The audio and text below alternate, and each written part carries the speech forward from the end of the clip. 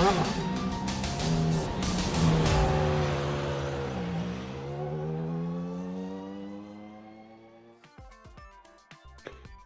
may be the greatest place to end any championship, but this takes its traditional home before it moved to an end-of-season spectacle. This is Interlagos, the Autodromo Jose Carlos Pache, a circuit above circuits that belongs in the S tier of all S tiers of racing tracks. It has just about everything, and we will have just about everything in terms of racing action tonight as the RTA F3 Championship brings itself to one incredible racetrack. Welcome, ladies and gentlemen, to all of the action here on the Global SimRacing Channel. My name is Jake Sperry, and alongside me in the booth is Ossian Puhaka. We've got Daniel Costello directing in the director's chair using the cameras provided by Dougie Beard. But the track which has it all, it has overtakes, it has technicality, it has setup choice, it has everything to make you think and make you feel. The only thing it doesn't have right now is rain, but that is soon on the horizon with iRacing. Let's take a look around this incredible track with our GSRC track guide.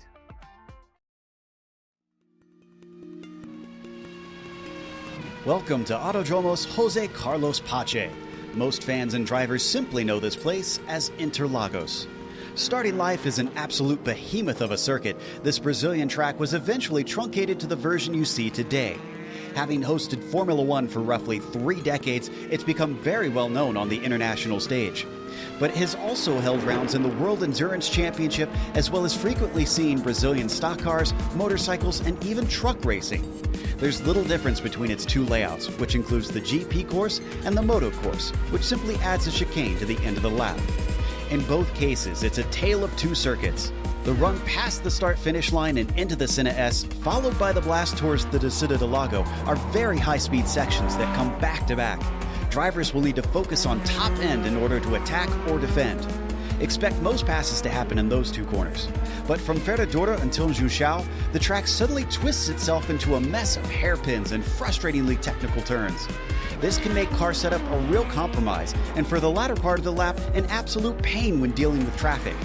Pit exit is also a narrow affair, so it requires drivers to take care when trying to maximize their outlaps.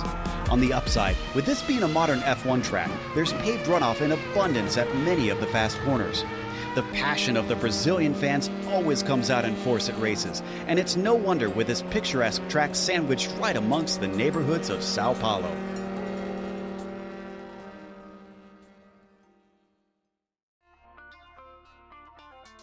They say that the great circuits cannot be duplicated, and that is very much the case with this racing circuit overall, built as almost an amphitheater, Ossian, to what is incredible racing action.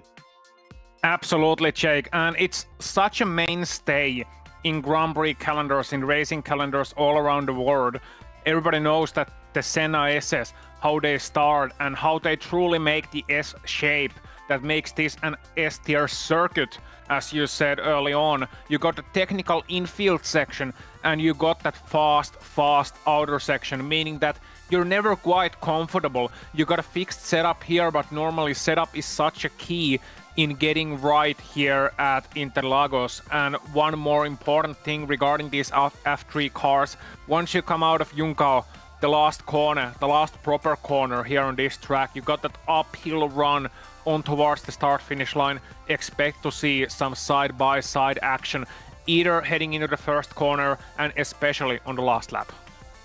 Yeah, last lap battling, I think, is going to be the key of the action here today. Who times their move to perfection and who masters the middle sector out on circuit. Those might be the things to keep in the back of the mind in Formula 3 category driving out there today. But let's take a look at how they stack up after the first 3 races of this 24 race season. It is Rory O'Shea who finds himself up at the top, but not by much, the reigning champion. 4 points over Ronan Doherty, who put 2 victories on the board last time out at Spa. Dylan McClements finds himself third ahead of Simon Hutchings, who's quietly underrated. 4th place at the moment in the championship should be a huge boon to him. Sean McGoldrick leads another Sean who he's been fighting for 3 seasons with in Sean McClements. Jordan Kelly, despite having struggles in the opening round of the championship, only finds himself 7th, tied on points with Albert Reid. Graham Melvin in 9th,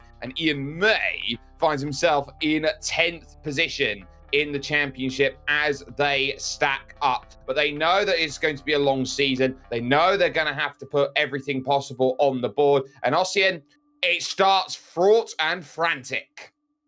It does. 10-minute first race. Grid set by qualifying. Not a lot of time here at all. And let me put that into context. When you talk about lap times, the lap times here are around 1:30, so that's not going to be too many laps at all. It'll be more at Spa, but not too many. Then you got 15-minute race 2, a little bit more time, grid set by race number 1. So you have to be right on it right from the get-go. If you crash or if something happens to you in race number 1, then you're going to be all the way to the back in race number 2, and you have to make it at least to the top 8 for race number 3, because the top 8 from race number 2 will be reversed into race 3. So if you finish 8 on race 2, you're going to be on pole position heading into that final 20-minute event. Drive-through penalty at 15 incidents, disqualification for the naughtiest of naughty boys at 20 incidents.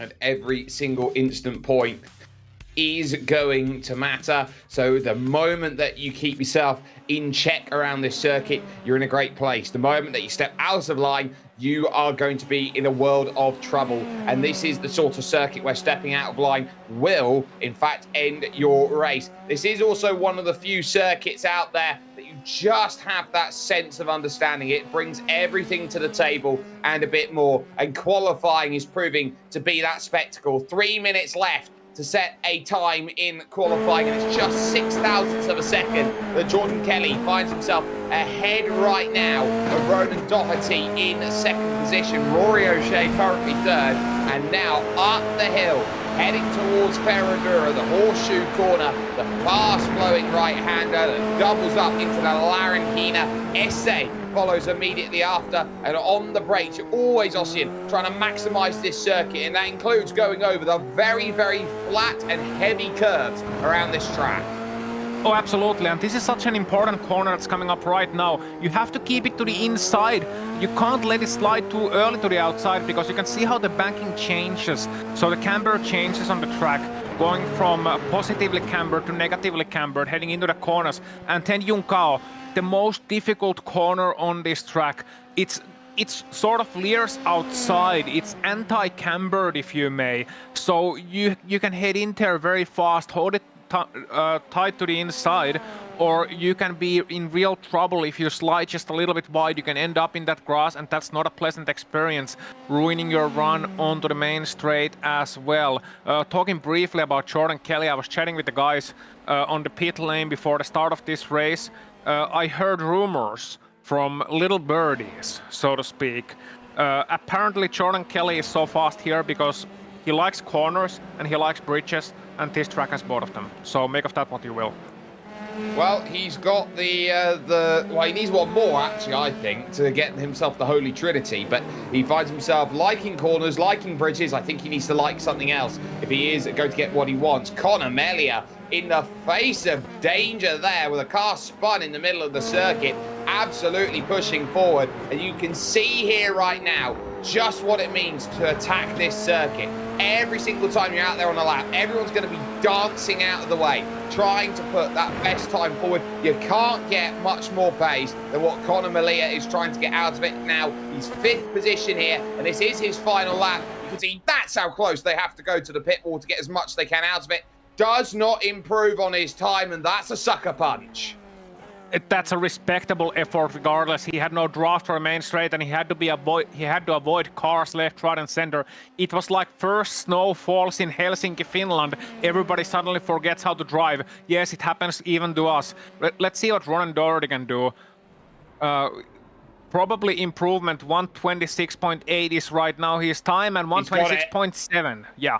He's got it by 600ths of a second. Ronan Doherty is making a statement claim in this RTA F3 Championship. Sean McClements does also improve. He moves up, but not past his younger brother Dylan, so nothing he could do. Qualifying then is done, and the grid will stack up as follows. Ronan Doherty will have the pole position in the number 7 car, and will have Jordan Kelly alongside for company with the championship leader Rory O'Shea lining up in 3rd. 4th and 5th are housed by McClements. Dylan leading his brother Sean, with Conor Malia in 6th position, and Sean Hegarty, a great qualifying, up in 7th. Jamal Gandor will start from 8th in the Simsa Esports car, with Peter McCann 9th, and Brian McCarthy rounding out the top 10.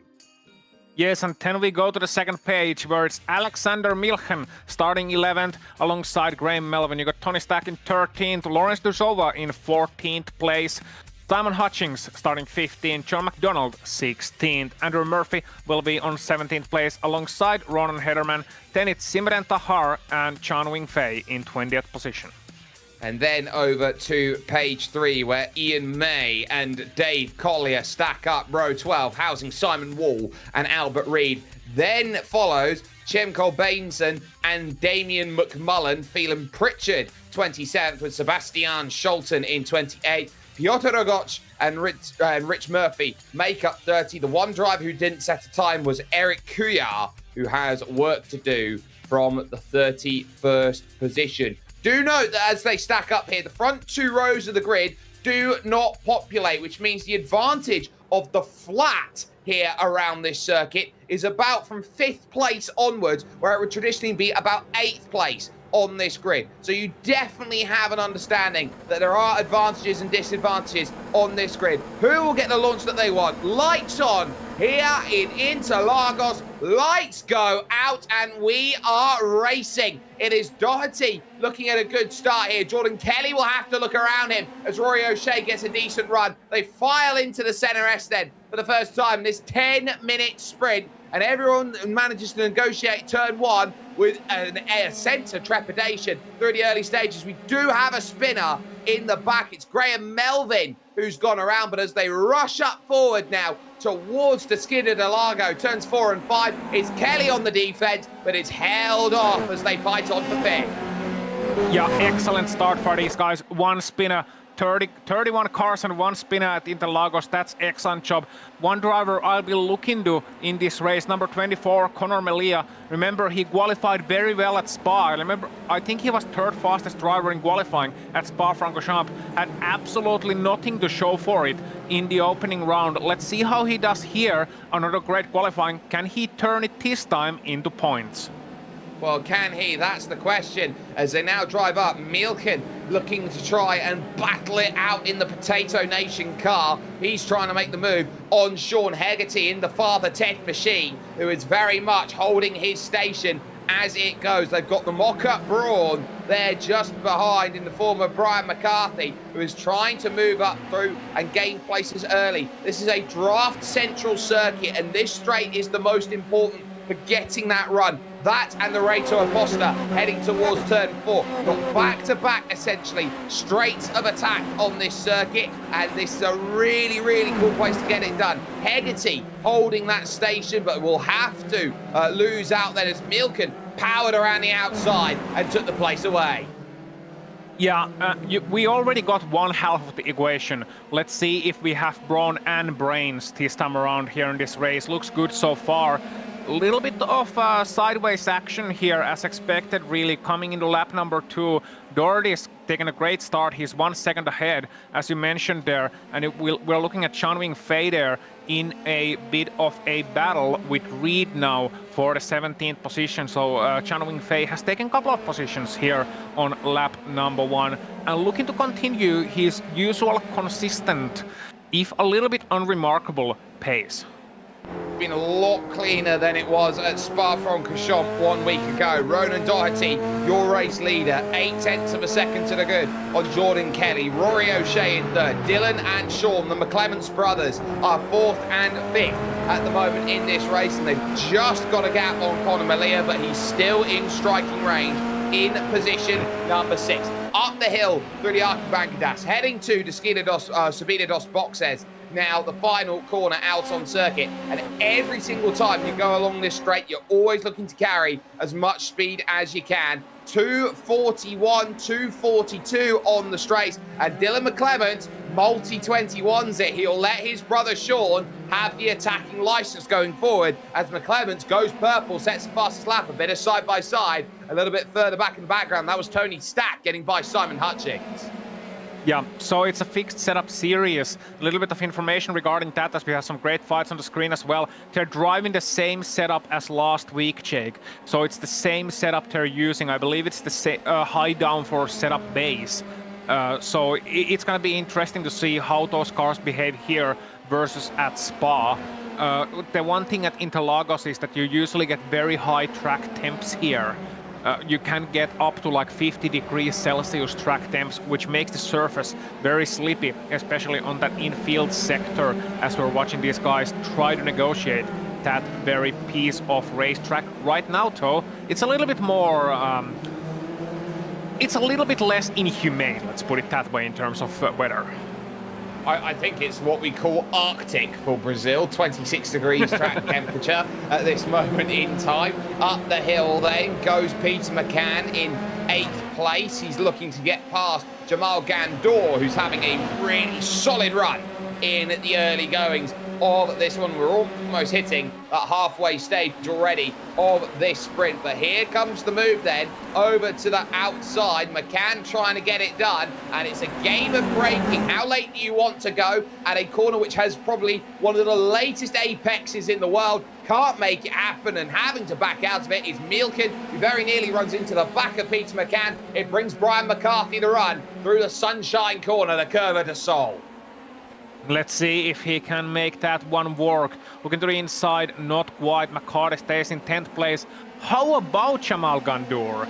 Yeah, you mentioned him. He was great in qualifying. He's in 7th place, ahead of Peter McCann, ahead of Milchen, ahead of McCarty. All those guys. This is the best I've seen out of Jamal Gandour in ages. I was racing against him in their Formula Ford series back a couple of seasons ago. And back then he was a solid mid-pack driver, but well down from like 10th place, usually around 15th, 20th. Now he's sitting in top 10, and he's there on merit. It's not like he's gotten lucky or anything. Nobody's crashed out in front of him. He's just been good. He does have a train, though, that stacks all the way back to Ronan Hederman, and I think that will be slightly concerning in terms of the way that he's racing the Simsa Esports car at the moment. He'll look up the hill, he'll realise that Peter McCann is there once again, but how does he mastermind the defence once more? It closes on down, but here comes the look then over to the outside once more. Nothing much more that McCann can do. He gets so close, they almost interlock wheels there. On the brakes again on that outside, into turn 1. They make contact. McCann with nowhere to go. Gandor goes wide, slides over, takes another driver in for a bit of trouble. I think in trouble there was Brian McCarthy, the Brawn car with nowhere to go. So ultimately, double trouble spelt in 2 corners. Yeah, so I think what happened there is that Peter just McCann turned it into the corner, and as a result of that, there's just a bit of a chain reaction, really. Very lucky that none of them got serious damage over that one. Just a bit of shuffling here, a little bit of contact there. Never great in these small Formula cars, small open wheelers, mind you, but that could have been so much worse.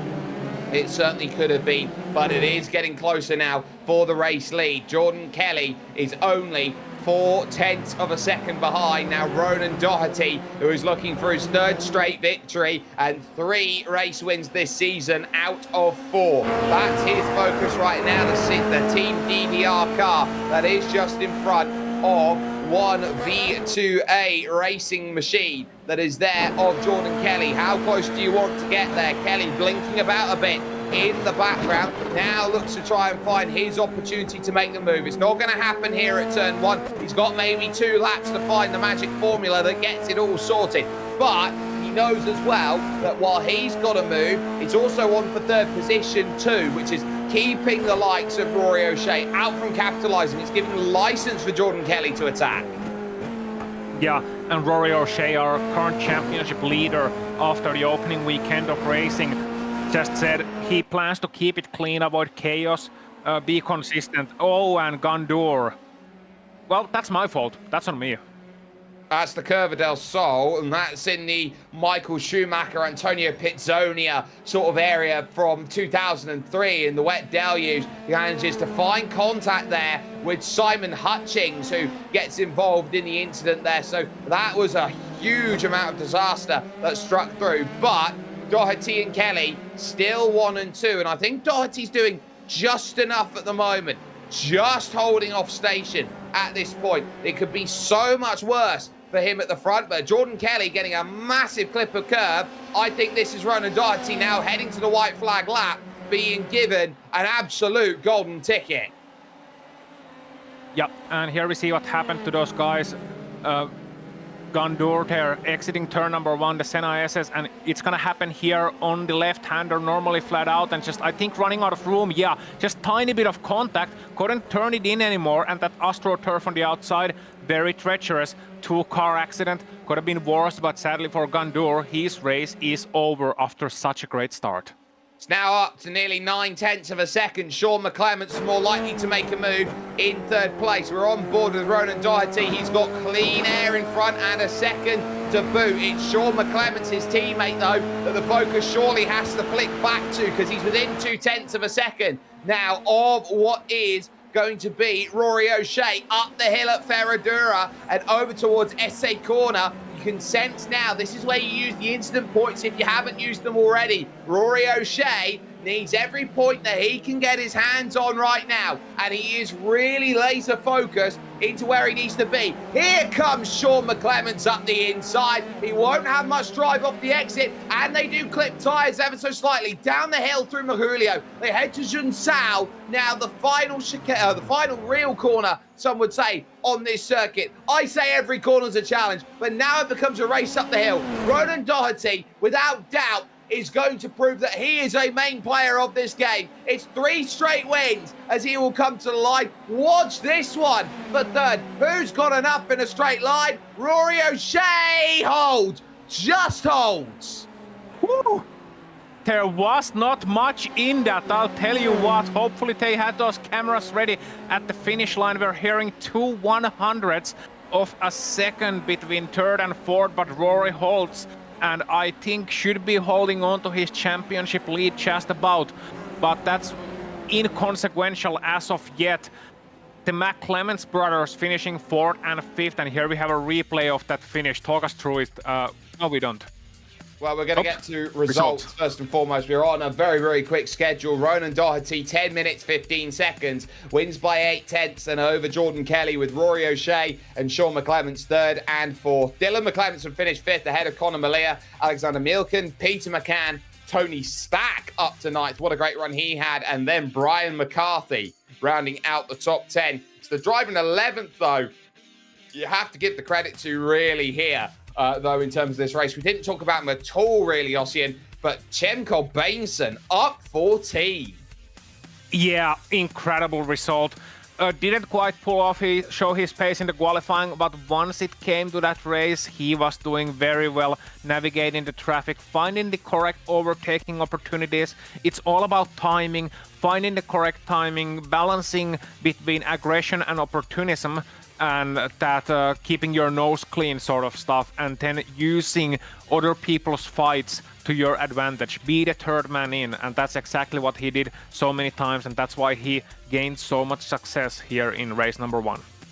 Success is paramount, and we are about to go to race number 2. We add an extra 5 minutes onto the clock, and we say that the top 8 get reversed at the end of this one, and they all line up as they finish in race number 1. So you got an extra 5 minutes to get yourself to transfer. Who is going to put their stall out to pasture, and who is going to put themselves in a place where they understand that they will have a lot of work to do in race number 3. As they all line themselves up, they've got 10 seconds to get themselves all sorted, ready and available in terms of this race. This is where you have to start making places and making them count as well. Doherty again on the pole. Jordan Kelly again in second. The top three remained unchanged after 10 minutes. Will they have a little bit more after 15? One non-taker to the start. Let's see how they go. Green flag in the air. Let's get underway. And again, Jordan Kelly not as good off of the launch then on the inside of the circuit compared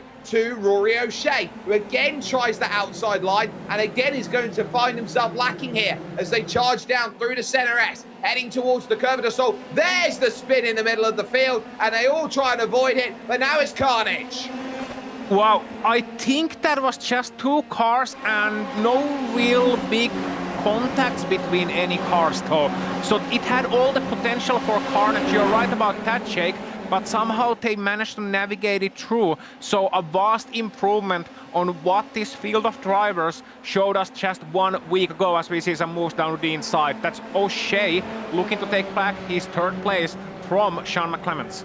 And I tell you what, McClements is looking aggressive here in this second race. He wants to find a way through, almost tipping tyres as they go through. Down at Mahulio corner, not Mahulio corner, but down at the Pinarino. It very nearly ended up in full disaster there. But Sean McClements realises that he's still got his position in fourth. O'Shea barely surviving that third place. But remember, they got to run up the hill. And Sean McClements off the road at Junsao. He finds himself at the wrong side of the junction and now realises that it's painful on this straight now for him as he tries to gather speed again. Very much going from McClements to McClements there very quickly indeed as we are 3 wide.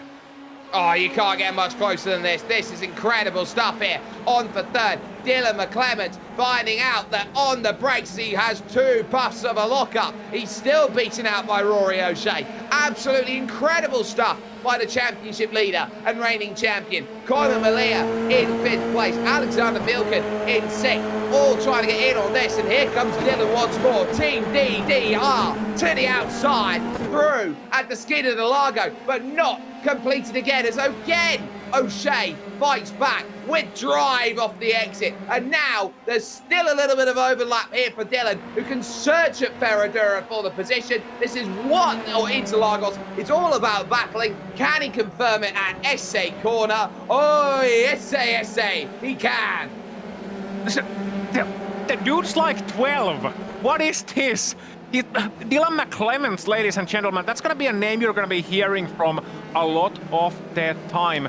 14 years old, I'm hearing just from the director in my ear, but more or less, I mean, such a young man already proving himself so good out here on the racetrack. And I mean, having pace is one thing, but be able to judge being alongside one another, judge that space and have the intuition to read what someone like Rory O'Shea is doing alongside him and not only make it clean out of that one but get the position is tremendous, even if Rory is probably gonna get him here on the straight, squeezing out a little bit. And now he locks them both up then into turn 1, holds it nicely together. Jordan Kelly, by the way, with the fastest lap, the purple check mark by his name. But Rory O'Shea is not giving this one up. He is immediately going to attack at this stage. Jamal Gandor into the pits then with damage, and we can't turn away from the front because here comes the look. Dylan McClements now finds out that he's got nothing on that inside, and the moment he goes from attacking, he has to defend again because here comes Conor Malia, and he's going to try and pick the pocket of the young superstar on the inside, and he will manage that fantastically with the move. But McClements lifting off the brake a little bit earlier. Malia gets his pocket picked back. This is some brilliant stuff.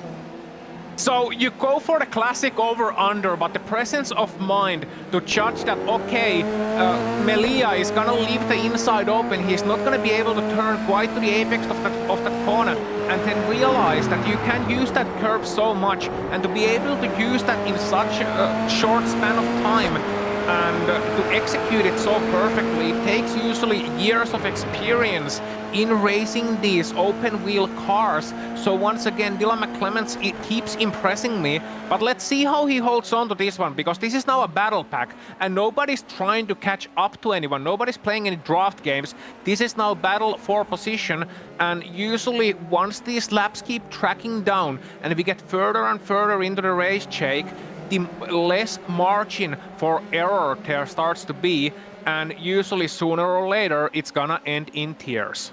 And let's not forget the top 8 invert when it comes to this series. So there could be drivers who, if they do jeopardize their race from inside that top 8, they could be in trouble. Here comes Peter McCann trying to search on Alexander Milken for position just in front of that driver on the bubble there. Tony Stack not finding much then is McCann. Milken holds on to station at this point, but he will know that he is very much trying to dance through wavelength upon wavelength to keep himself in this race. He is in a very strong position. Phelan Pritchard right now is going to be in his own battle here. 17th position on the road, making some good progress here in this one, but he has dropped 3 over the course of this lap.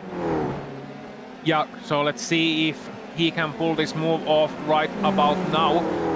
And looking behind the Ferrari machine, and I always have sort of mixed feelings, to put it kindly, when you put Formula 1 liveries on Formula 3 cars. It can work in case of Brawn, not so well in Ferrari, but regardless. Phelan Pritchard and Pietro Lagos, they're battling it out. Lagos now having to defend the inside, and meanwhile McClements looks to transfer himself into the pole position for next one, and does so just ahead of Tony Stack. Ossian, I'm going to ask you this question. If you put an F1 Ferrari livery on an F3 car, does it technically make it a Prema? I think it technically makes you a prick. Very Sorry. true. So, you now have Peter McCann up into 6th position. A very, very accomplished move to get that done on Alexander Milken. Nothing that he could do about that. Sean McClements now finds himself in the transfer. An important move as Conor Malia again continues to race it out with Dylan McClements. The race on here for what is 4th and 5th. Out on track as it stands. It's going to be all about these two drivers trying to make the most of the racing, but there's another look from Sean McClements. He is not going to wait for anybody as he makes the move at the Ducks Bills corner, the Vico de Pato, and now you start sensing he is searching everywhere to gain every place. And at what point is he being too aggressive and looking at too many corners without many returns? The line between being nice and taking the initiative and being too aggressive is contact versus no contact. So you get too aggressive when you make contact. But I know what you mean, Jake. Sometimes you don't want to go for every gap that is out there. You don't want to go for every move. You have to go for the right move. McClements there, looking to get past Milken there. Not quite able to pull it off, but here on the outside, looking to get a great run. Can he transition to the inside? Yes, he can. And this should be a slam dunk.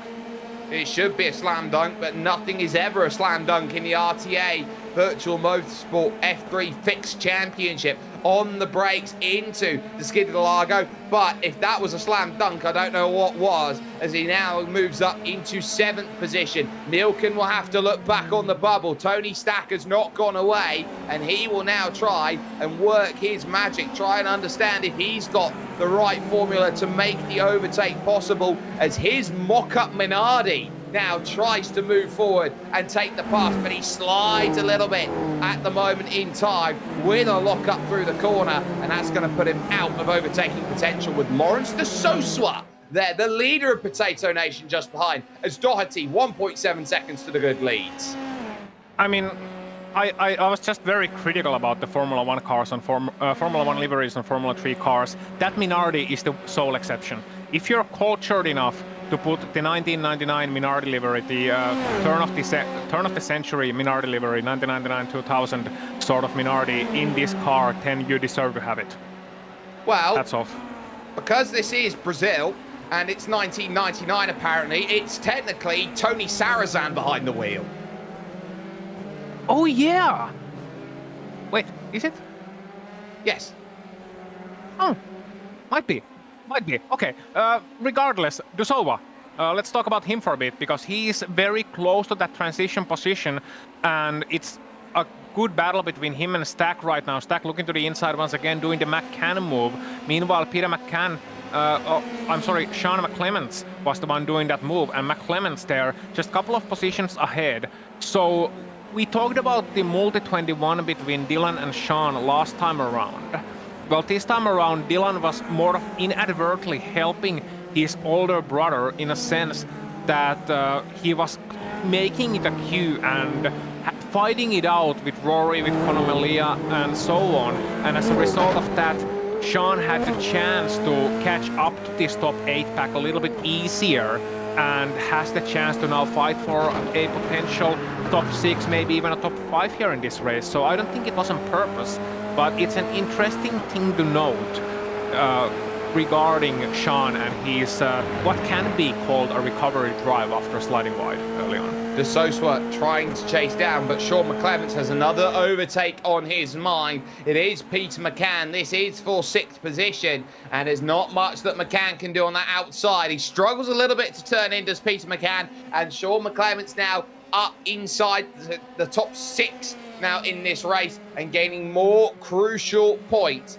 out there in terms of what he can manage overall. Every single place now is going to be a point of pride and contention as they go through. Another little think by De Sosa, but De Sosa's issue is going to be this. The more that he battles and can't get by Tony Stack, the further he falls outside of the range of Alexander Mielken. Yeah, and it turns out you're right. Stefan Sarrazin did drive for Minardi in Brazilian Grand Prix 1999. I just don't remember that. So there you go. It goes to show that all my years playing F1 Career Challenge 99-02 on the Xbox definitely paid off. I played it on PC. Well, you got the better game. Yeah. The bar is not very high. So this fight for the 9th place, really 4 tenths between those guys. Interesting in many regards. You got 2 experienced drivers here duking it out, but at the same time it has to be sort of like fighting for the golden pineapple in a sense that it's not really a reward. Even if you win this fight, you're still going to be 9th, which is best of the losers, especially as they're watching Milchen drive away with the pole position for the next race. There is one reason, though, to fight, and that's extra championship points. Lawrence de Sosa pretty much feigning to try and find a move on Tony Stack. Not going to get him like that. You're going to have to be patient and find that mistake there. Runs off the road through turn 2, around the curve of the Sol, long ways to try and get that one done. And if this is going to get it sorted, it is. That is a brilliant bit of driving by Lawrence de Sosa, just sticking his nose where it doesn't belong and praying for a mistake as he wiggles out of Desquita de Largo and allows back in Tony Stack up the hill. He has a chance to the outside as Simon Wall will look to try and get past the most difficult car. You've got a Mercedes-styled livery trying to get past a number 44 McLaren. Yeah, that is a little bit confusing when you think about current Formula 1 grid. Let's not think about that too hard. I think I'm gonna have a brain sprain before too long. Chempo Kulbeinsen then having to consider another position. That is Graham Melvin getting ahead of him in that 17 car, very dark livery there. And Kulbeinsen looking to make it to the inside and not quite able to pull it off, and that's an interesting move. You can certainly pass on the inside at Chuncao, but the problem is if you can't make the move stick, you not only lose a bit of time in the corner, you lose time all the way down that long main straight, because congratulations, you just ruined your exit. 1.2 seconds now at the front of the field. Jordan Kelly is catching Ronan Doherty, but you certainly have this sense now, Ozzy, as wide goes Doherty through Desquita de Largo, now taking advantage, he tries to, of every corner, that it might be too little, too late again for Jordan Kelly. Yep, and that's gonna be so frustrating, because Jordan Kelly, he's right there in the mix. He was right there in race number 1. He was maybe 1/10 away, half a tenth away from the draft being enough in one of those laps to make that move work. Right now, he's seen that over the course of 15 minutes, he's lost just a bit over 1 second to Rory Doherty. But the problem is, 1 second is still too much for him. Ronan Doherty is just too fast for Jordan Kelly at this point in time. And knowing Jordan Kelly, knowing how proud of a driver and how confident of a driver he is, I think the blow to his ego is even better than the blow in terms of lost points. he's got to be thinking right now, okay, what can I do to beat this guy? And when you get into that mindset, it can be very dangerous for a racing driver, even one as good as Jordan Kelly is. Well, some would say in the RTA Virtual Motorsports paddock, shave about 5 kilos off your shoulders and you might stand half a chance, but he's certainly driving fantastically out there. Just too little too late. This on as well, 16th, 17th and 18th positions at this moment. You got Simran Takar and Sean Hegarty just in front. Dave Collier having a really, really nice run of things here today. Started dead last in this second race and is already up 15 spots into 16th place. Little think about making a move on this final lap of race 5 of the season here of 24. We got one more to come tonight here at Interlagos after this, but it's not a case of finding the moves right now. There is Jordan Kelly in the number 6 car, staring at number 7 just in front, as he has for 25 minutes of racing action here tonight, here at the Autodromo Jose Carlos Pache. He does not want to do it for 20 more minutes of racing again, because out of Junsao corner goes Ronan Doherty. He will now climb the hill through Arquibancadas. He will head to Sabina dos Boxes, and he will get a 4th straight victory as he goes through. Car on the line waits to be lapped and get out of Dodge early, but Doherty knows that he is ruling the roost. He was absolutely brilliant here in this race.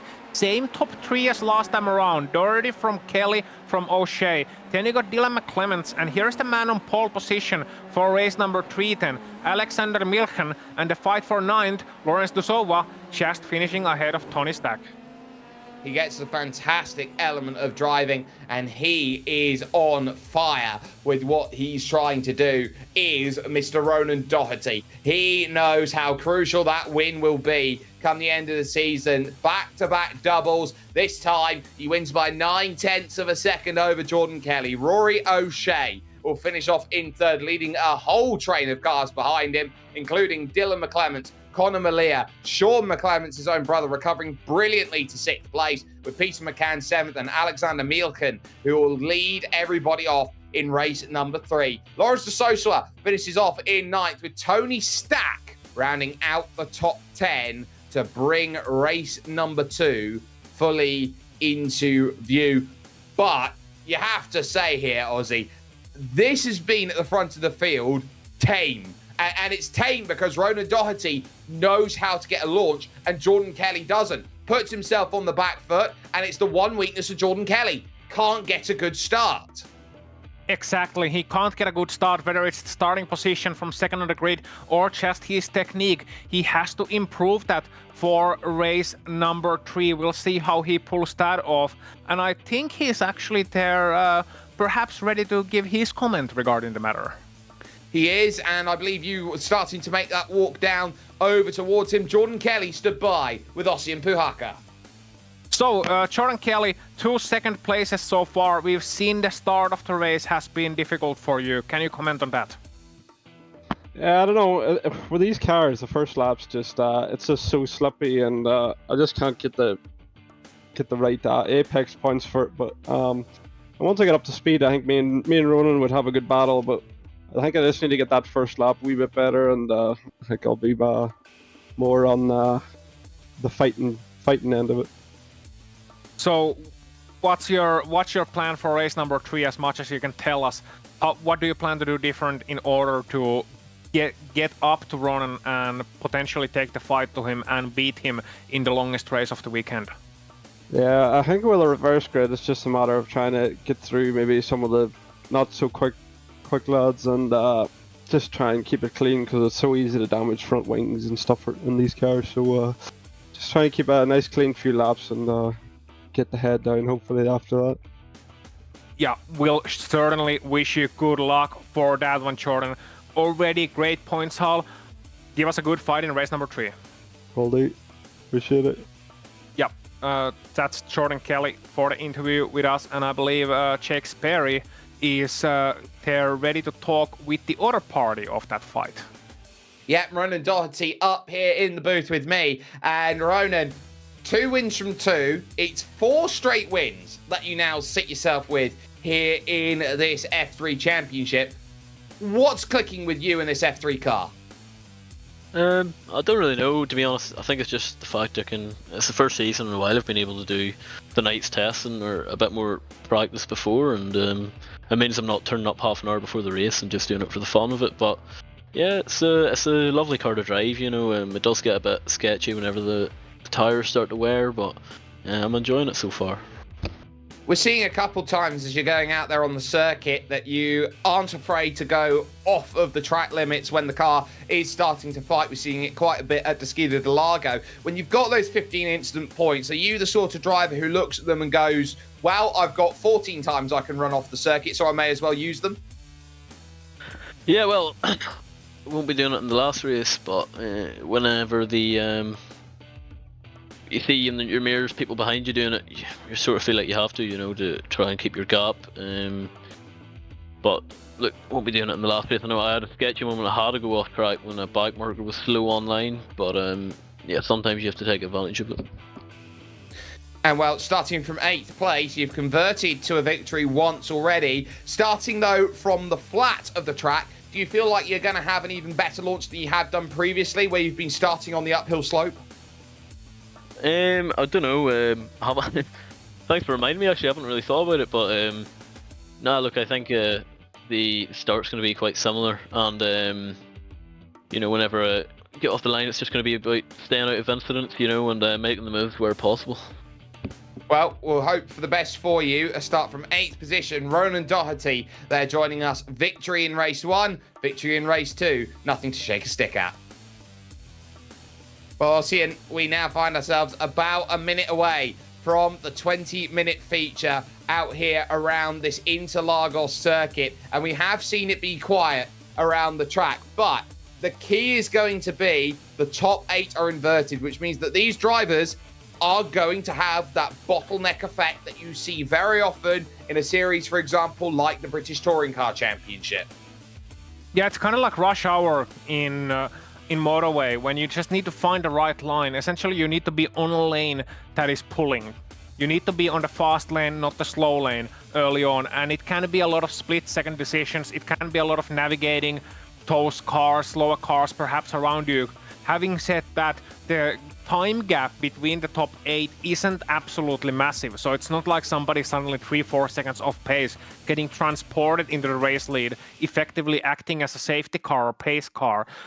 It's more like those guys are, especially, I think the biggest difference is in lap number 1 with cold tires, lap number 1, lap number 2. How much of a risk are you willing to take, knowing that you're going to be starting 7th or 8th, and those guys ahead of you are not necessarily as experienced in those specific conditions? There can be great gains made in taking those risks right from the get-go, but it's a risk for a reason. So it's a balancing that risk versus reward, and I think Jordan Kelly has a little bit less to lose than Ronan Doherty in that regard. Let's quickly run through the grid then here with Alexander Milken on the pole position. Peter McCann will be alongside for company. Sean McClement starts 3rd with Conor Malia 4th, with Dylan McClement's 5th and Rory O'Shea in 6th position. Jordan Kelly and Ronan Doherty, who have been the stars of tonight, are 7th and 8th, with Lawrence de Sosa 9th and Tony Stack rounding the top 10. Wow.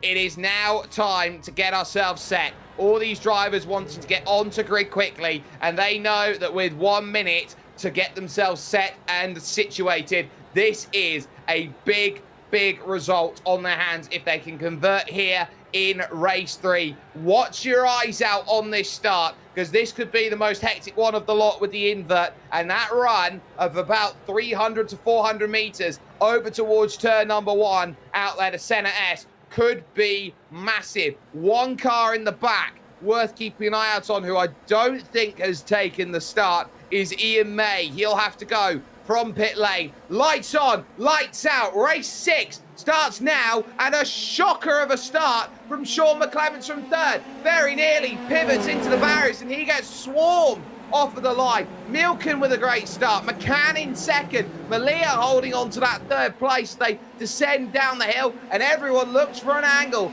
out there on track. Backwards goes Dylan McClements, and everybody in trouble up the top of the hill. Yeah, 4 or 5 cars involved in that one. missing nose cones. So a lot of things happening, but right now 3 wide heading into turn number 2. They somehow make it clean through that one, running very wide with cold tires. So it's Milken from Melia, from O'Shea, from Kelly and McCann. So Jordan Kelly, an excellent start for him, already up to 4th place, doing exactly what he needed to do. 2 places up on Doherty. Let's see if he can get to the lead quickly before Doherty gets up to speed. Well, Doherty's already trying to find a way past Peter McCann, having to fight it too wide as Rory O'Shea finds himself looking backwards, back to 4th, back to 5th, freight trained as he goes through, and that will now bring Doherty onto the back of him, who has dispatched of Peter McCann. So already it looks like a very troublesome time for Rory O'Shea, who's looking backwards at the wrong direction. There goes Jordan Kelly, speaking of wrong direction. Too much risk and too much curb, cold rear tires, and potentially a little bit of overheating with those cold tires as well, and we have more spinners as well. I think that's Pelham Pritchard there, and we have to... Yeah, and Sebastian Schulden as well has spun around, and there is the Ferrari livery of Peter Lagos too, who has spun out. Meanwhile, a fight for the lead. A fight for the lead, and there's a car upside down at turn 1, flipping up and over, and that, I think, was Tony Stack. So troubles for Stack. Malia still not clear at this point in time because he's still got 1 car there with him looking to try and take that place away. And it is Rory O'Shea going around the outside. He was sick. He was sick the lap ago. He was falling. He was in trouble. Now he leads. Unbelievable job by the 23 car. Malia there trying to hold on to his 2nd place from Ronan Doherty, who is trying to make it 3 out of 3, and looking to the inside there then. You can use that inside, but it becomes outside for the next corner. Just get a good exit and inside once again into the next corner, and you got it, Doherty. And I think he will. Yep, that's a good dive to the inside. Great job, solid overtake. He had to work a little bit hard for it, but I think he's still within catching distance of O'Shea, who was only able to extend his gap by, I say only, by 8/10. But considering the amount of time they spent side by side, it's still less damage than Doherty could have reasonably expected. Well, I'm sure a lot of drivers have reasonably expected their racing to go well. It hasn't for a number of them out there in this one. And Malia, not giving up, is going to attack back here in comparison to Ronan Doherty. Looking to the outside, but it's covered on the inside track. Nothing you can do. Peter McCann with the fastest lap out there in terms of this, as drivers now using the fast repairs will get themselves back out and away again in terms of this race. But it has been crazy. Jamal Gandor has gained 13 places in 2 laps though. Yeah, and we'll see a replay of what happened to Tony Stackton earlier on. He was the one flipping, crashing 20 feet in the air in turn number 1. And much like Rusty Wallace back in the day, and here it's just a little bit of side-on contact and in turn number 1, didn't quite catch who that was, and then nose diving in like back in the olden days at Laguna Seca, and ending up somersaulting end over end couple of times, landing on all 4 wheels. But that's Tony Stackton, his car very much damaged, but I tell you what, he's lucky to drive away from that one. He's lucky he's still got suspension that works for him there, as he's able to keep going. Malia back now into the 3rd position. We'll be looking around at Ronan Doherty, 1.2 seconds back of Rory O'Shea.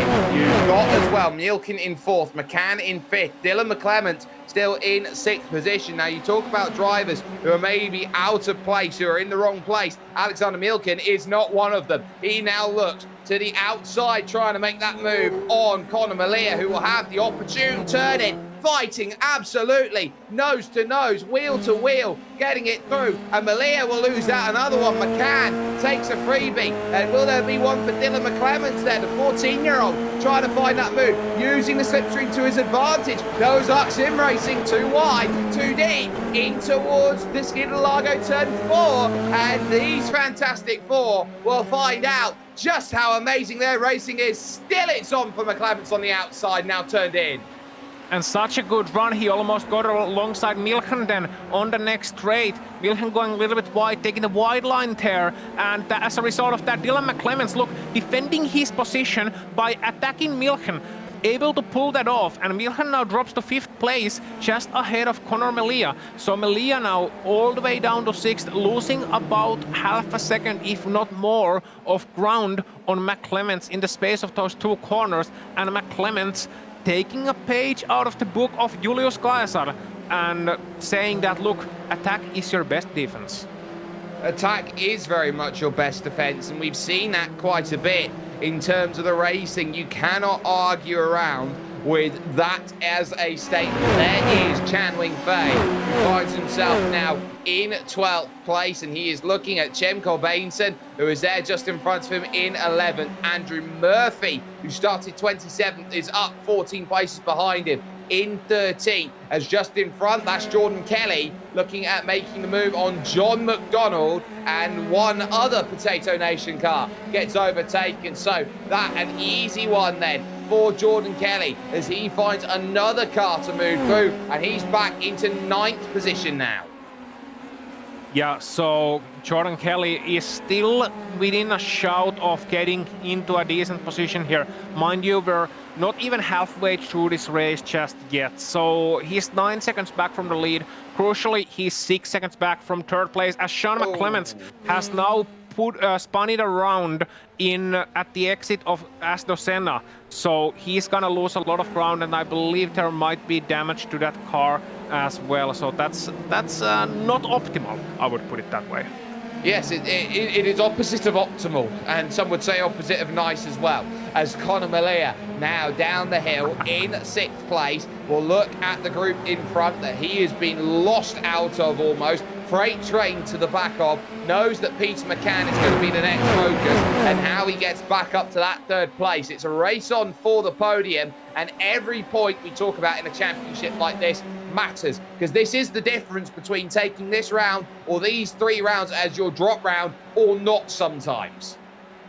Yep, and the Sova there meanwhile in a battle, and Gandour, look at him. We talked about him in race number 1. Jamal Gandour, he was starting in top 10, I believe in 8th place in that one, was all the way up to 7th, then had that unfortunate accident, went all the way to the back for race number 2 as well, and now is in a fight again for that 7th place with another experienced hand, Lawrence Dusova, and Dusova made it once again in the Sun corner, took the position back to 7th place.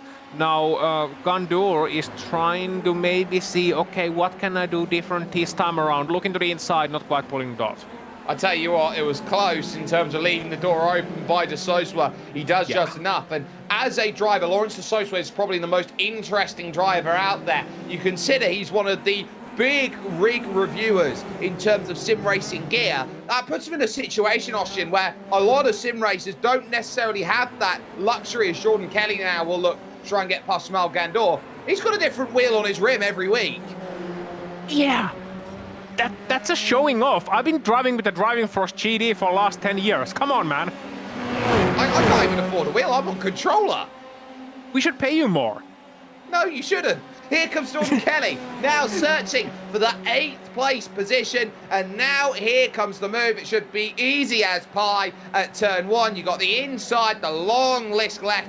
Turn in under braking, and he comfortably gets the move sorted through in the VRA machine. So he now moves into that 8th position. Meanwhile, you look at Milken, you look at Dylan McClements, you look at Peter McCann. McCann, hold on, 3 wide! Oh, Milken ran the outside searching. Where did that come from? Trying to push one Mr. McClements through. That section of the road goes McCann. But McCann can't, and now he finds himself boxed in like he's a police interceptor chase suspect, and all of a sudden, it is now Milken up to 4th. It's McClements in 3rd, and McCann is back in 5th. Yeah, the Milkman making some moves there then. And McClements is looking at his mirrors, looking at like, okay, I might have a chance to break away here, but they don't quite fight into the last sector, so that means Milken has a chance to grab onto the draft. He's 0.6 of a second away, heading onto the main straight. He still can't get the draft.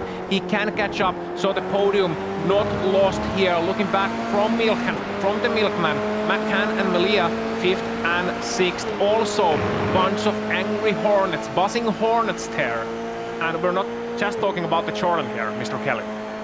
No, it's 2003, the last time a Jordan ever picked up a victory, and it was here around this circuit. They finished the race on fire at that point, quite literally in the definition of the word. But now Milken will realise just how crucial his run is going to be through the long left of the Curva de Sol. This one of the few anti-clockwise circuits, as Jordan Kelly now is up into 7th position. He dispatches of De Sosua without too many worries. Here comes McCann looking to the inside now to try and get past Milken and make Milken really suffer at this point. And some would say the Milken sours a little bit as it falls back into 5th. Sour milk is excellent, by the way. It is absolutely excellent. Separate product we call Beema. So anyway, Peter McCann, 4th place here. Milken now dropped down to 5th. Ronan Doherty there in 2nd place. Just 0.8 of a second back from Rory O'Shea. It's been pretty static at the front. But I feel like that's gonna change in a couple of minutes' time.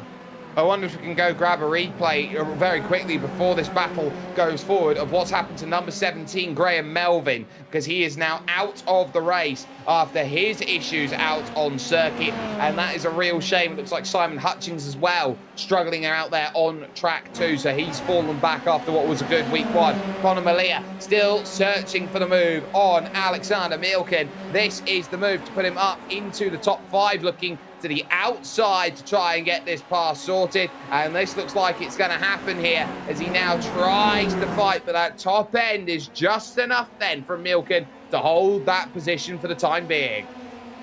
Yep, and a very, very, very nice move indeed. These two can perhaps settle down and concentrate on trying to maybe catch up to McClements and McCann, but look who's coming behind them and coming fast.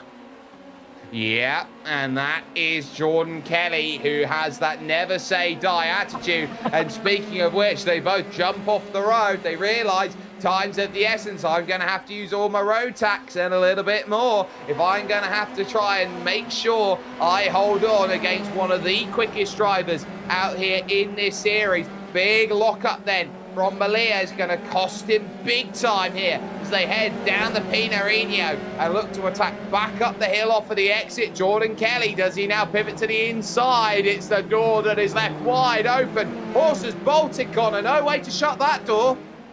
No, not at all, and I think that may have been a strategic move from Conor Malia, because he can't hold off Jordan Kelly for 7 minutes.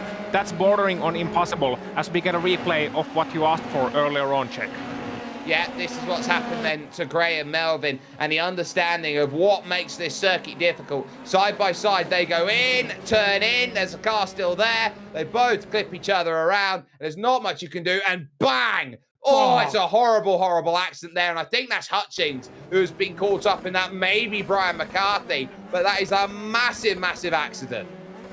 Yeah, that wasn't a pleasant watch in these cars, and good thing these cars are virtual. So as I was saying, Jordan Kelly now past Malia, getting back onto Milken, and Malia then is trying to just hold on to the back of Jordan Kelly and maybe use that draft to pull himself back forward and forward and forward.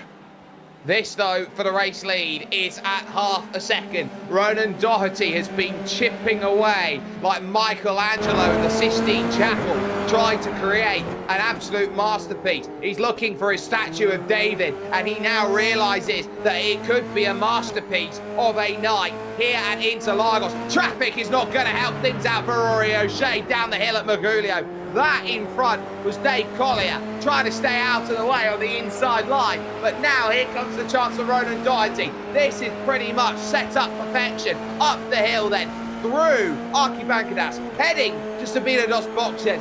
Now it's going to have to be pick your poison. To the outside it will have to be. And can the DDR car manage it on the brakes on the outside? You bet he can. And can he get it slowed for the corner? Rory O'Shea fights him back. Has he got enough at turn 2 to fight it? No, he doesn't. To the lead goes Ronan Doherty.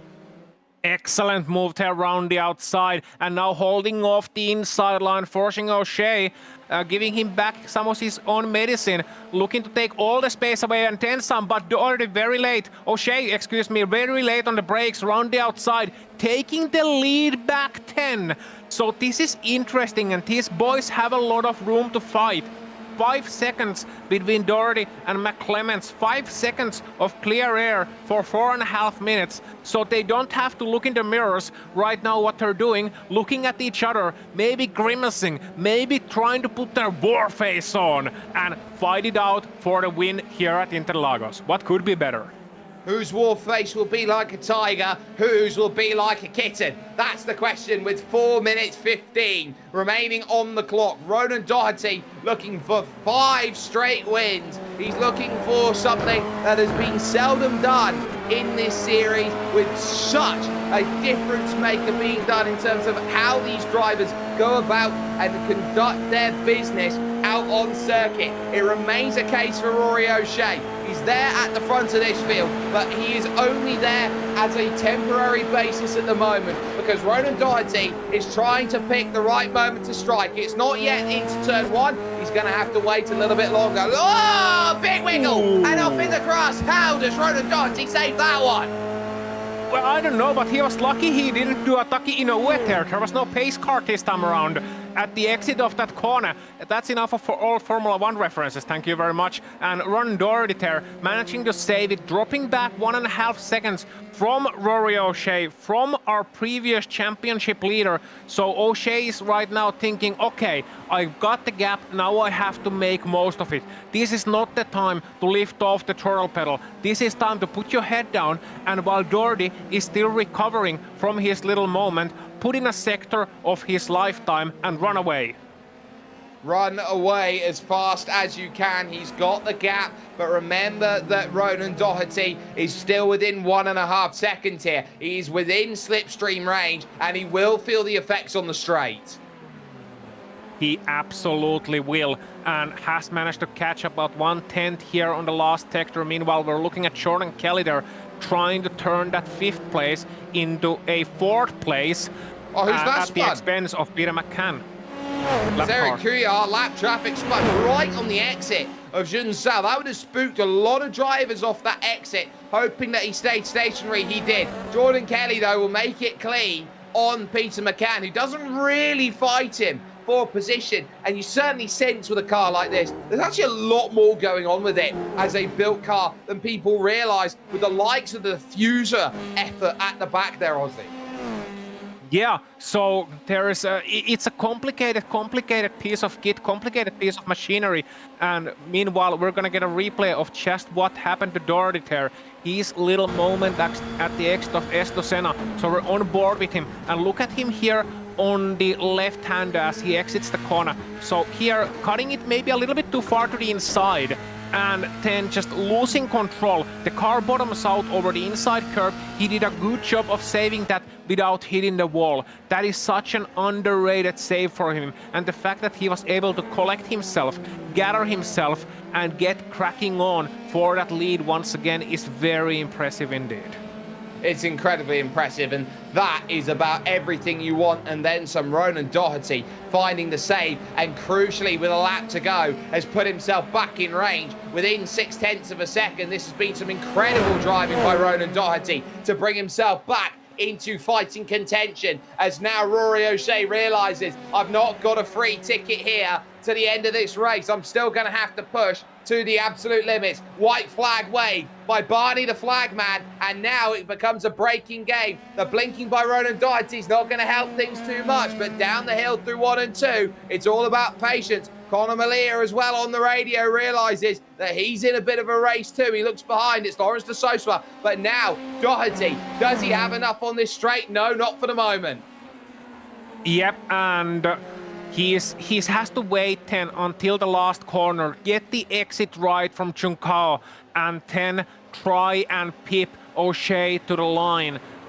He's gonna have to nail that middle sector though. O'Shea is looking so consistent, so good right now. He was maybe just taking it a little bit easy there for a couple of laps, saving it for that last lap, a little bit of a lock-up there on the absolute limit, not falling under pressure, not faltering, at least not yet.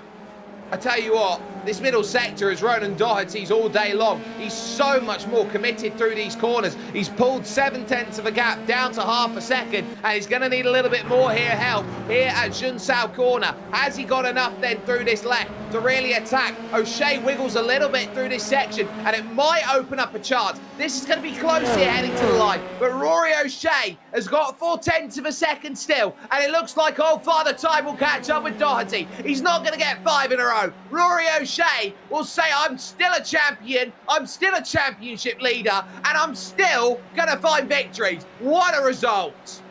What a race from him. Jordan Kelly, excellent recovery drive, finishing fourth. Conor Melia showing that he is not just a one-lap ace, he's not just a hot lapper, pulling off 3 great results out here from today. We were questioning that before the race even started, getting the rest of these guys over the finish line. Simon Wall among them, 15 cars, then a little bit more than that on the lead lap. We got, I believe, 21 on the lead lap as of right now, and here's Tony Stack to the outside. He's going to try and make himself get through on Andrew Murphy, who does not have anything to fight him to the end. And that is a comfortable pass then for Tony Stack. He will get another one, and he will move to 15th over the line. Issues on the final lap then for Brian McCarthy. So he is out on the last lap of the race. So everybody gains another one as they head to the line. The likes of Sean Hegarty will be one of the last drivers over the line, along with Piotr Rogoc, who will be the last driver in this field to make himself available over the line to finish with lead lap time as they all go through. It's nice to see the work that Piotr Rogoc has done to try and keep himself in this race. He's driven a fantastic run to keep himself on that lead lap. But we're going to step aside for just one moment here with the Global Sim Racing Channel. We will get full fallout of the results and a little bit of a chat with some of the drivers after this.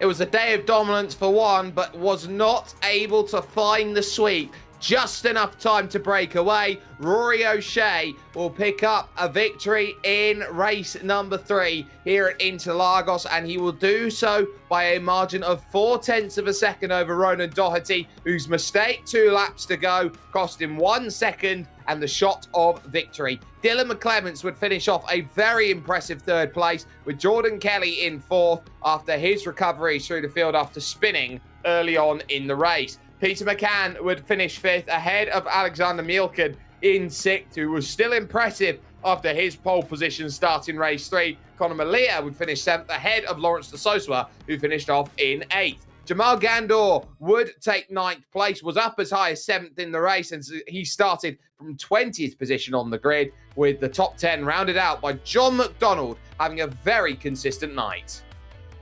Consistency is the key for Changwin Fei as well, finishing 11th ahead of Ronan Nederman and Cem Kulbinsen.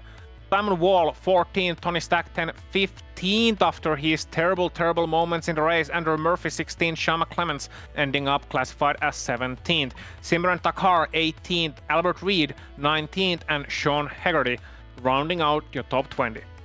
One last finish on the leading lap was Piotr Rogoch, with Brian McCarthy a lap down, not making it to the end. So too a lap down was Dave Collier, Simon Hutchings, Eric Couillard, Sebastian Scholten too joins that list. The retirees include Phelan Pritchard, Graham Melvin and Ian May, and a couple not taking to the start then for race number 3 being Rich Murphy and Damien McMullen. They would find themselves then way down the order in terms of what they wanted out of tonight. But we do have drivers then sat ready and prepared for an opportunity to chat. No more so do we have to go to than your race winner, Ronan Doherty.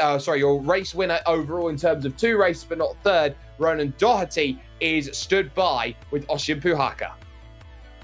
Yep, so you talked with Jake a little bit before the final race. Not quite 3 out of 3, but 2 out of 3, you have to be happy with that one, surely.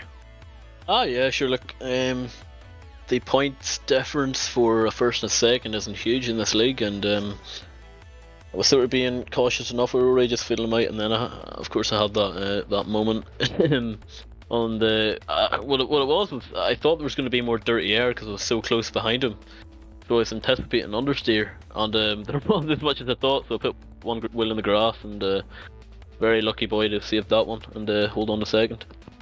Yeah, it's always a nice feeling when you turn into the corner expecting understeer, and then suddenly the car just turns in and you realize, well, I just turned in about a meter too early there. But you did a good job saving that one. We certainly enjoyed the replay. So, Ronan, what do you think? I mean, there's no real secret. I mean, hard work is always the best ingredient for victories. But what stood out for you? What do you think made you better than everybody else tonight at Interlagos? I think it's first lap. I'm good at off the line. I've got my launch sorted in this car, and I don't know why the other lads seem to struggle a little bit more with cold tires, and that's usually that pays off for me. So it does. So that's pretty much how I got the first 2 wins over Jordan. Was able to pull out the gap and then just manage it from there. And then the last race was all about staying out of trouble. Jordan had a slight spin, but recovered as well. So it's been a couple of very familiar racetracks for everybody here to open out the F3 season, Formula 3 season. You got Spa-Francorchamps and you got Interlagos. Next week we'll be at Jerez. How's that working out for you? Yeah, that should be an interesting one. You should be getting a lot of towing around the middle section of that lap as well. I know there's high-speed corners for the dirty air, but it should be a good racing there, and hopefully results that are just as good as well. Let's certainly hope so. We live for good racing here at Global SimRacing Channel with RTA Formula 3 Championship. Ronan Doherty, the stage is yours. Anyone you would like to thank to? Anyone you would like to give a shout out to? Feel free to do so. Yeah, well, look, just thanks to you guys for the commentary. Putting it all together, and then obviously a thanks to everyone at RTA for running it week in and week out. A great series and some great drivers in it too. And also shout out to Dylan as my little cousin, and I don't know, he's only new to iRacing, but he's fast already. He's too fast, and he's on the podium. Yeah, he certainly is. He certainly is very fast. Well, you're still a little bit faster, so don't worry, Ronan. Congratulations for the victory, and thank you for the interview. Cheers. And that was Ronan Doherty, our winner of race number 1 and race number 2. I believe Shakespeare is all set up and ready to talk to the man who then won race number 3 here. I am. I'm here with Rory O'Shea. Now, Rory, the way you got yourself into that position to lead the race outright, a half a lap before that, you're in position number 6. How does it open up for you? I don't really know. I think I got a good start and got a good run down the second straight, and I was in I remember was in first or second, then coming out of the fourth corner, and after that I was just able to get past Connor and somehow hold her on and off. So the ability for you to stay consistent, third in race 1, third in race 2, a win in race 3, for you to sort of build up your credentials after taking the GR86 crown, completely different car, and still right up there at the pointy end of the field. Do you feel like, in terms of what you've been looking for, yes, you've won championships before, but do you think you're now standing up to sort of the bigger names in this field, or the big names, I should say, in this field, not necessarily bigger, but you're cementing yourself now as one of the main players that you have to beat every week? Yeah, I think so. Like I think even a couple of months ago I wouldn't have won that last race. I wouldn't have been able to hold off Ronan. So I think I'm definitely getting a lot quicker, a lot more consistent than I was previously. So yeah.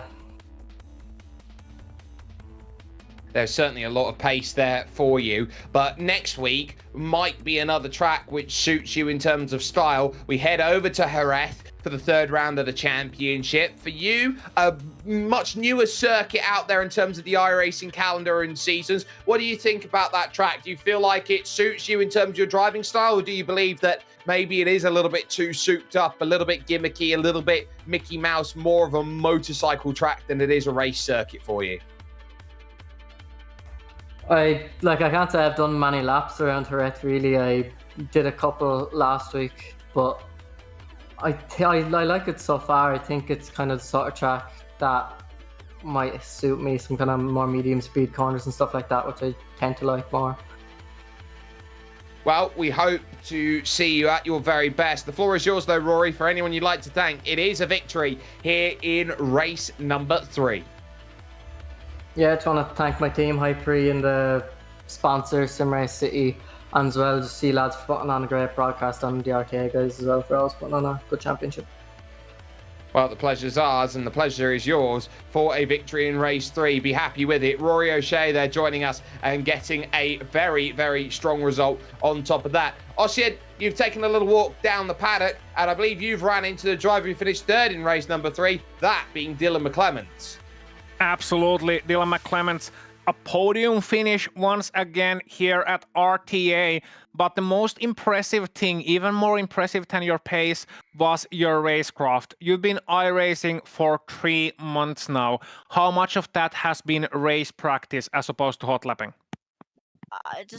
I would go into AI's practice my starts and a couple overtakes, and like through these couple of months I've been improving like every week or so, and like test driving and just practicing really helps a lot. Yeah, it has been impressive to watch, Dylan. It truly has been, especially considering your relative lack of experience in terms of both years and in terms of months behind the seat time, just months behind the wheel that you've been driving. So, I mean, I know it's a difficult question because it's usually something you need a benefit of hindsight to really get a proper view on. But how much do you think is something that you learned out there on the racetrack by practice, and how much is it something intuitive, something that you just know how to do?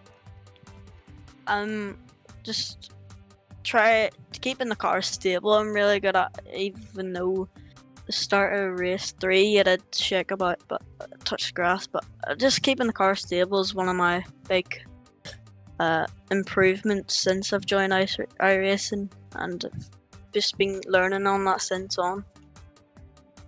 And obviously you got somebody very familiar indeed out there on the racetrack to help you along off the racetrack, but also to race against on the racetrack. So how does it feel to beat Sean? I mean, he was very unlucky, but like it's every week I've been improving and catching up to Sean a bit there, but it's just the terms of getting clean in the races. Just pace wise he's faster than me, but yeah, he's just got unlucky, but it feels good. Well, if you keep practicing at that rate and if you keep doing what you've been doing so far, you're gonna have a bright future, young man.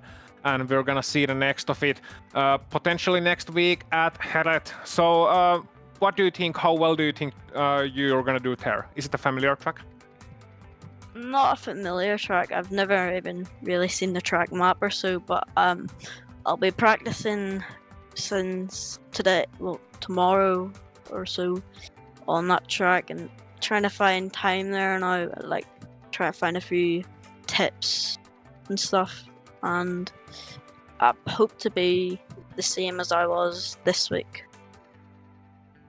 That is a very, very solid goal. Good luck for that. Congratulations for another great result, and thank you for the interview. That was Dylan McClements. So brilliant results then in and around the field's worth of action here today, but it never stops with the RTA Virtual Motorsport Series, and as well as that, it never stops with the Global SimRacing Channel. Want to give a massive thank you to everyone who has helped to get this one done here today, from the team, of course, from Ossian, from Daniel, and from Dougie. There's a massive thanks that has to go to the entire production that gets it done, all of the equipment that is used to make sure that these broadcasts go along smoothly. You can catch us as well through our social media outlays. As well as that, you can catch us on Twitter-X, you can catch us on Facebook, you can catch us as well, of course, on YouTube and on Twitch. But there is amazing racing up on the horizon. A week from today, we jump over to Jerez, September 5th. You can jump in and make sure that you can make all of these results happen, and make sure you don't miss a moment in terms of what goes on. The championships, though, around iRacing end, though, on this week. Head over and keep an eye on that. It is championship weekend. Week 13 jumps a little bit after that. But with that in mind, and with everything sat and poised and ready, race clean, race hard, and we'll see you at Jerez.